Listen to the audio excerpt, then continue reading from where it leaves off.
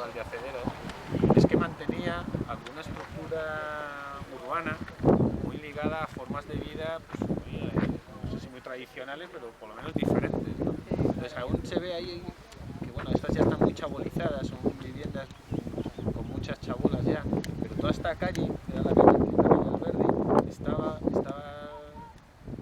seguida de una serie de pequeñas viviendas, pequeñas casas. Casas bajitas, casas bajas, construidas con patio, sí. en los años 20, en los años 30, que bueno, pues que formaba parte de la cultura popular.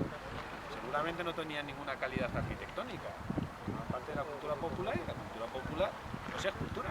Le guste a quien le guste y le pese a quien le pese. Pero claro, la relación que tenía toda esa zona de la ciudad con el parque, pues no era una relación anecdótica ni una relación controlada, era una relación natural. La gente vivía ahí y tenía un espacio abierto donde desarrollaba otro tipo de actividades, hacía fiestas, se bajaba en verano a no pasar calor, cosas que forman parte de otras formas de vida que no consisten solo en ir a pasar fresquito en verano.